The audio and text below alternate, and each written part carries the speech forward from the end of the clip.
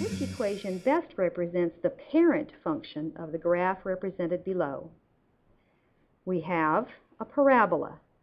It's not a line, so we can eliminate choice A and choice B. These are linear because x is to the first power. Now they're trying to trick us, and we're not going to let them. D is the equation for the picture of the parabola that they gave you. But look at the question. Which best represents the parent function? The parent function of all parabolas is y equals x squared. Answer C. Quadratics are often used to model motion, especially something that's thrown or dropped or shot. We have an equation that tells us that the height of a ball is described by the equation that we have. And they want to know the approximate time it will take for the ball to hit the ground. Well, h represents height.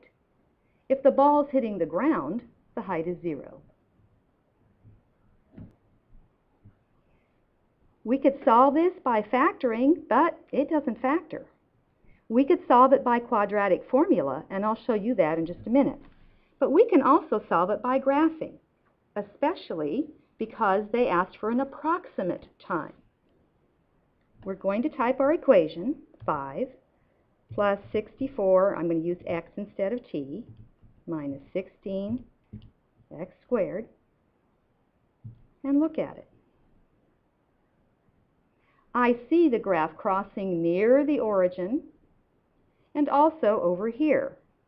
That's about 4. So our answer is C. In about 4 seconds, the ball will hit the ground. Now, I promised you would look at the quadratic formula. On your tax formula chart, you can find the quadratic formula here. It looks a little intimidating, but remember, it's just a recipe. Here's our original, which I've rearranged a little bit so that it looks more like we're used to seeing, with the x squared, or in this case, the t squared term, and then the t term, and then the numerical term, the constant. A in the quadratic formula is the lead coefficient of the squared term. B is the lead coefficient, or is the coefficient, of the linear term. And C is the constant term. Here's what the quadratic formula looks like with the A, B, and C left out.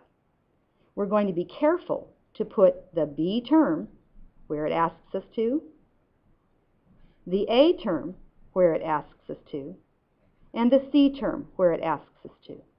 And then it's just a matter of arithmetic. We know how to take the opposite of 64.